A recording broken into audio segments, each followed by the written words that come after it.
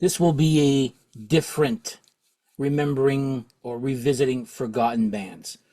We all know Jimi Hendrix is not forgotten, but he hasn't made an album in over 50 years, so maybe he is forgotten. We'll see. But anyway, this is part of that series, but we're going to be talking about Jimi Hendrix in a different way, mixing it with hard rock and hair metal. Stick around.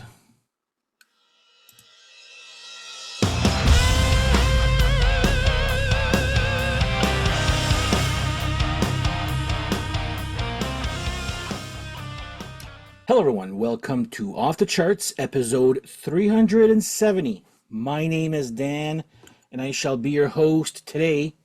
Cheers to you all. Before we start off, if you do like this type of content, please like and subscribe. Tell your friends. Hit the little thumbs up and the little bell to be notified when I publish new content like this. All right, time for an episode a little out of my comfort zone, but I'm not gonna bore you with the story of this artist. So we're gonna be talking about Jimi Hendrix, more specifically the Jimi Hendrix Experience, and how it relates to this channel's music. This channel's theme of hair metal or hard rock or whatever. Well, I'll make it make sense. Is that even how you're supposed to say that? Anyway, I'm hoping it'll make sense by the time I finish recording this here. So, Jimi Hendrix, like I said, there's been so much said about him and whatever. I'm not gonna bore you with those details. I'm just gonna go really quick. He was born Johnny Allen Hendrix, born in 1942, 1970. Now, I'm going to stop right here. There's something funny that I found out while researching regarding Jimi Hendrix. And I'm just going to put it out there here. There's two Wikipedia pages about Jimi Hendrix. A good one and a pretty friggin' bad one. So the bad one says he was born, this is from Wikipedia. If you can find it there, that's born November 27, 1962, in brackets at the age of 62. So he was born at 62 years old, Seattle, Washington, United States. Died September 18, 1989, at the age of 26. Who the hell wrote this? What else was the... Oh, yeah, years active, 1972 to 1989. And, of course, website, JimiHendrix.com. I was like, what is this? But whatever. I thought I'd share that with you. I had a good laugh. And I was like, wait a minute. No, he wasn't born. Like, he wasn't alive in the 70s, or technically there. Anyway, died in 1970.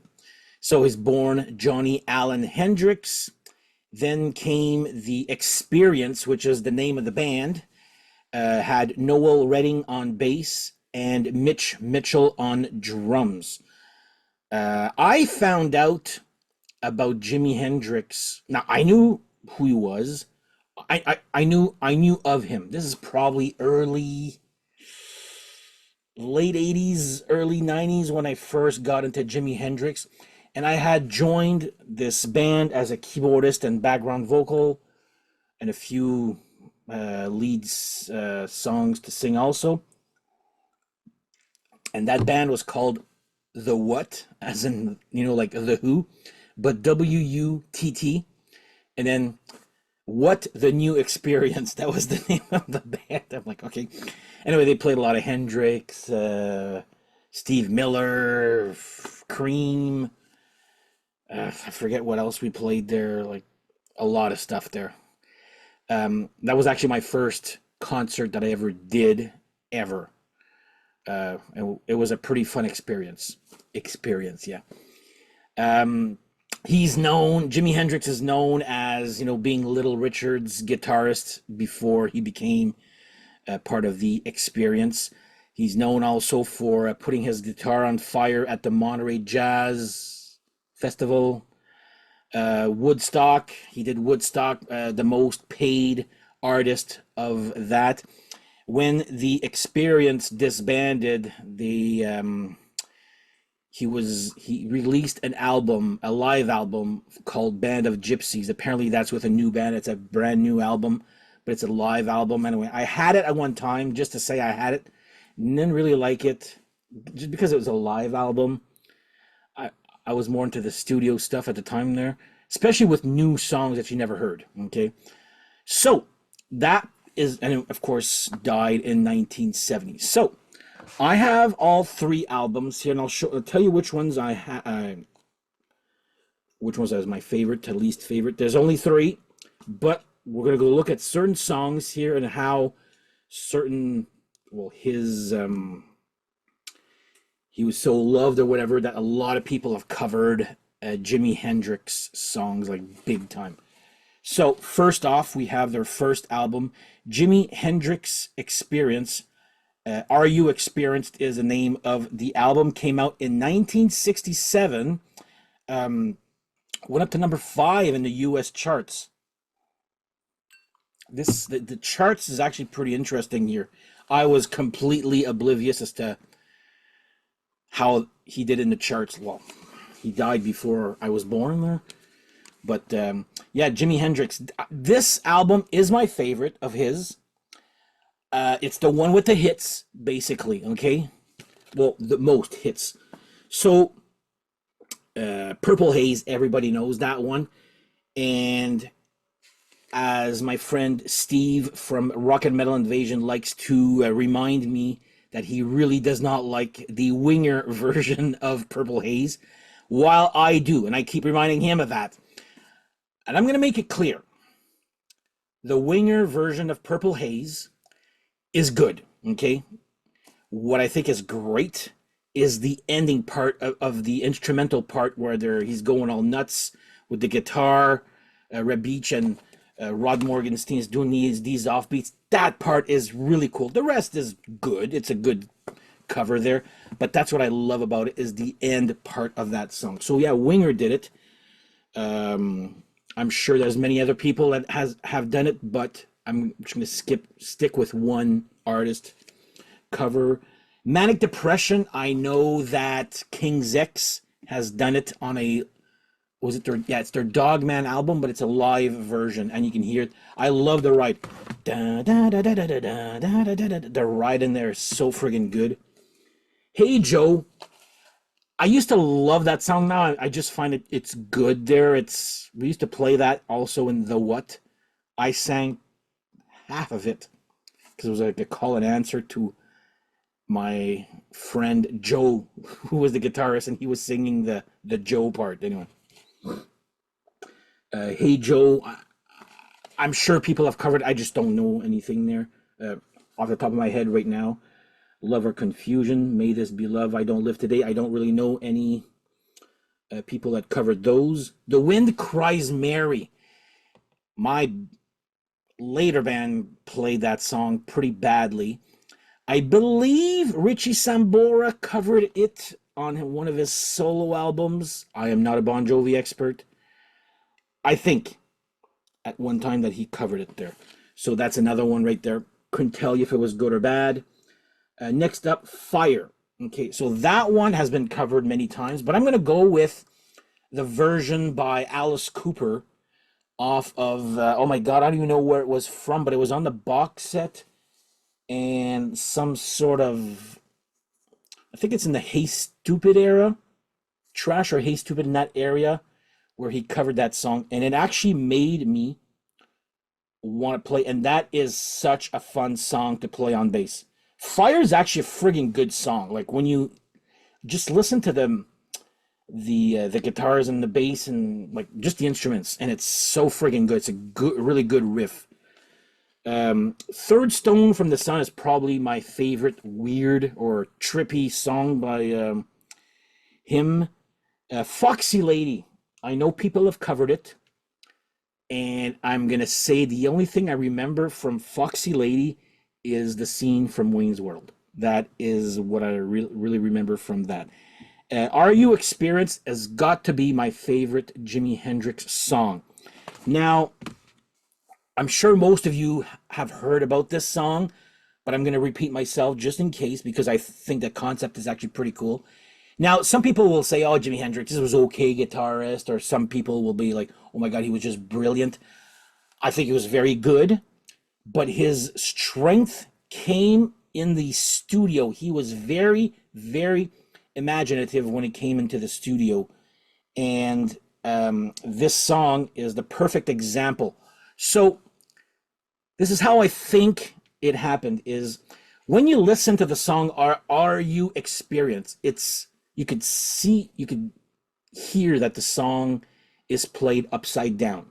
So it starts off like instead the cymbal, instead of going you hear like it's upside down like that. So it starts off so it's like they played from Z to A the song, but upside down. Then they played it up. Oh my God, it's making sense here, guys. So he recorded it from the end to the beginning, okay? Which is baffling in itself right there.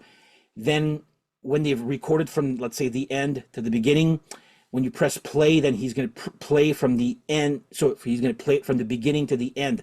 So what you're hearing, let's say from end to beginning, he was playing the song live. And then when you hear the playback or what you hear on the album, it's from the big, well, I guess the end to the beginning. Anyway, it's upside down, but then he sings over it, over an upside down played song normally. But I love the song. I just love how I don't even know if any other people have done it. Like this was 1967. I don't know anybody else who has done it. If so, let me know in the comments. I find this type of gimmick pretty cool when used good. I know Kiss used it on that Carnival of Souls song, I Walk Alone. The song's great except for the upside down drum parts in the middle. Just did not need to be there. But yeah, this is just the whole song. Are You Experienced is upside down and brilliant. Has anybody covered it? Couldn't tell you. I didn't go that far for that one. And that one, if nobody ever covered it, I'm okay with that here.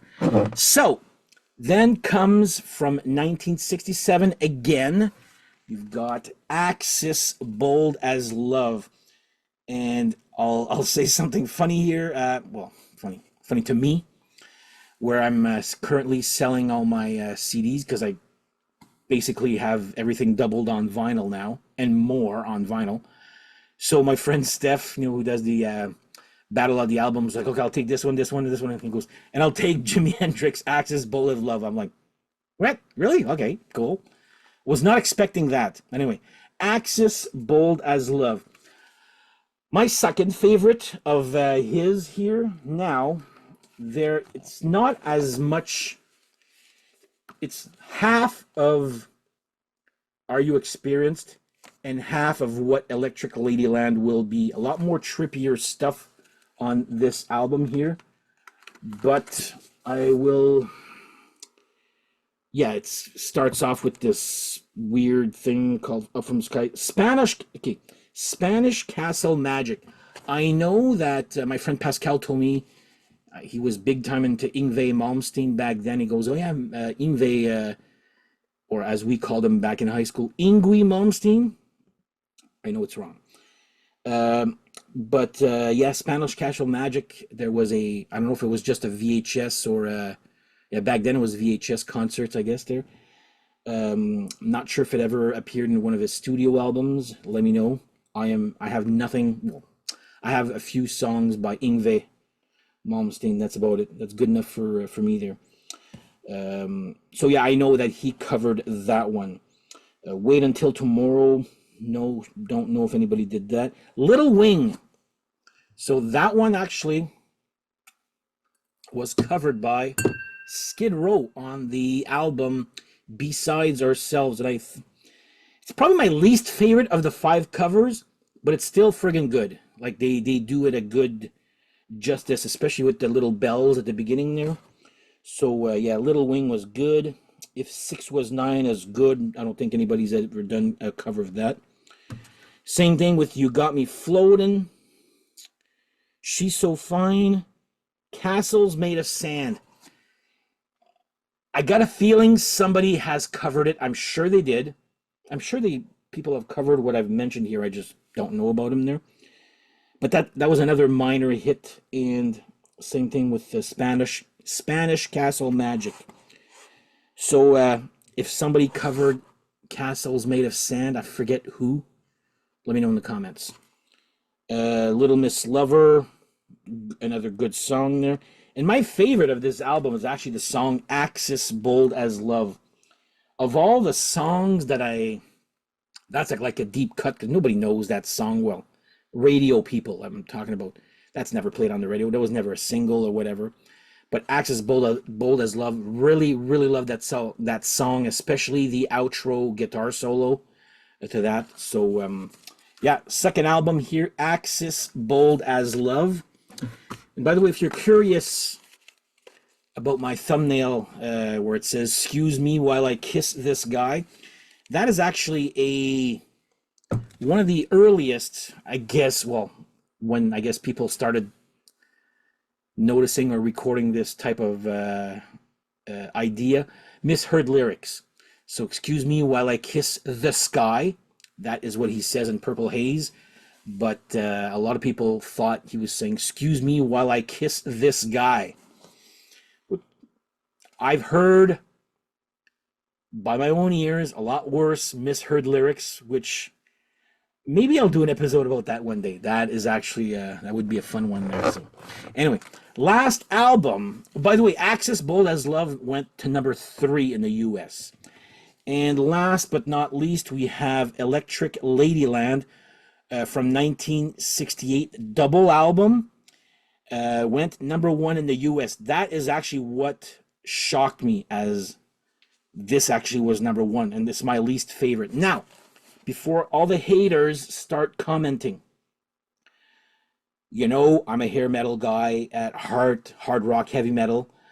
So it's normal, well, with those tastes, it's normal that I would veer towards the first one, Are You Experienced, because it's all about the song. This album it's got a few singles here and there, obviously, we'll get to that. But it's very experimental. It's very different. It's very trippy. Very trippy, okay? It starts off with "In the Gods Made Love," which is another narration type of... Have you ever been to Electric Ladyland? So I guess that's the first time we've ever heard about Electric Ladyland, because now there's I don't know if it still exists. I'm sure it does. Electric Ladyland Studios. I know that Kiss have recorded a few albums at that studio there, but that's the first. I guess it's based on that. Next up, we have Crosstown Traffic. Now, as much as I'll say I liked the song. I probably love it now, but man, there was a time on the Power Hour where if you wanted to hear or if you wanted to see a Jimi Hendrix video, all they had was friggin' Crosstown Traffic, which was getting so annoying to watch after a while. It's like, okay, I love the song now, but at one time I was just so friggin' tired of hearing that or seeing that video. And I was like, come on, there's other stuff. Well, I know videos didn't really exist in the 60s there, but play something else there. So then we got Voodoo Child, which is not the Voodoo Child from the radio. This is the first version, which is like a friggin' long song. It's like a blues. You got hints of the song that we all know, which we're going to talk about soon there. But yeah, Voodoo Child, that's a long one. It's like, it's okay, but it's got hints of the song that we know. Yeah, we'll skip that for now. Then you got Little Miss Strange, Long hot summer night, come on, let the good times roll, Gypsy Eyes and Burning of the Midnight Lamp. See, none of these songs are household names like Purple Hazes or Foxy Lady, like that there. Um, Rainy Day, Dream Away, 1983, A Merman I Should Turn to Be, Moon Turn the Tides, Gently, Gently, Gently Away. That's the kind of songs that are on, like, these are really trippy songs. But if you ask somebody that's a music fan, not as, like, I'm more of a song fan from Jimi Hendrix. He's got some really cool riffs, while this one is probably what guitarists or musicians would find is his masterpiece. Okay, it's my third favorite. It doesn't click with me, whether it's good or bad. It just doesn't click with me here. So Still Raining, Still Dreaming, House Burning Down. We're on side 4 right now, by the way. Then the two last songs is what we know. So All Along the Watchtower, which is a Bob Dylan cover. I forget who else covered. Many people have covered this song, but I'm gonna say this. Okay, on the Power Hour, they used to, not just the Power Hour, probably just Much Music. They used to put often All Along the Watchtower, but it was a live version, and it was so friggin' cool because, let's say he's starting the song, let's say in the key of A. And he goes, let's try that again. And he switches keys. Well, not that's an octave there. Anyway, whatever. One key or a couple of different. And I was like, and he goes, let's try that again. And he starts to play the song in a different key. And I was like, wow, that was actually pretty cool. I've had a hard time finding it on YouTube, but it's actually pretty cool. The way he was just doing it while chewing gum, and because changing keys is just not. I mean, everybody can just change keys here, but then you gotta put your voice to a different key, which is not. You're probably thinking it's really easy doing it, but if you're used to singing it in a certain key, then you're changing keys. Your brain, like, it makes sense in my mind that it's not as easy as you think to start singing in a different key that you're used to when you're singing, let's say, in all your life, you've been, whatever. Anyway, enough of that. But a really cool version. And I do prefer this version by any band, well, even the Dylan version. I prefer this version, All Along the Watchtower. And last song would be Voodoo Child, Slight Return. That's the one we know. That one there.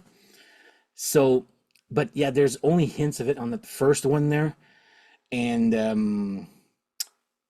I know people have covered it. Right now, none that I don't think I own.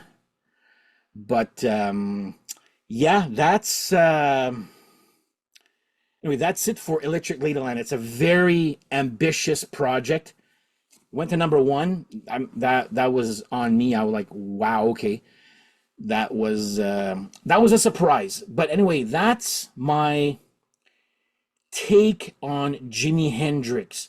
Now, do you hair metal guys like Jimi Hendrix? Do you not care about this? I know this is not usually my content that I put. I'm just looking for an excuse to show off my 3 albums that I have. And I promise you there will be no more Jimi Hendrix episodes after this, because 1, I'm not an expert on Jimi Hendrix. 2, I should say. I was just looking at the albums. There was 3 albums. That's why I said 3. Whoa. And 2, I forgot what the fuck 2 was about. That'll teach me to do this improv style when you don't. But anyway, I'm not, like I said, I like Jimi Hendrix. I love that first album. Parts of album 2 and 3, I tolerate them, or I like them, but I really love that first one because it's more song oriented. Any Jimmy fans out there who think that Electric Ladyland is their best album. Please tell me why. I'm actually curious. What am I missing? What am I not understanding that this should be my favorite? I don't know. But I really like his songs. His playing is, I mean, I'm sure it's like hockey. You watch players play in the 70s and you watch players now. The equipment's different, everything is different, goalies are bigger, and same thing with this. He was doing what he could with the technology of the time. Um, but I think his strength was in the studio. He was very imaginative in the studio and very original. Had some pretty cool ideas, if you ask me there. Um, whether he's one of the best guitar players ever, it's not my place to say yes or no. I think he's very good. But again, I've heard people saying, I don't think Jimi Hendrix is that good at all, or not that he's bad, it's just like very overrated, but whatever, to each his own, right? Like, how do you tell if someone's the best guitarist ever? You can't really. It's an opinion, not a fact. So there you go. So I like Jimi Hendrix. Don't love him, but I do love that first album. So there you go. Let me know what your thoughts are regarding Jimi Hendrix. Make it worthwhile, because there will not be another Jimi Hendrix episode here. So anyway, guys, thank you for watching. We shall see you guys next episode, and have yourselves a great whatever. Take care. Bye-bye.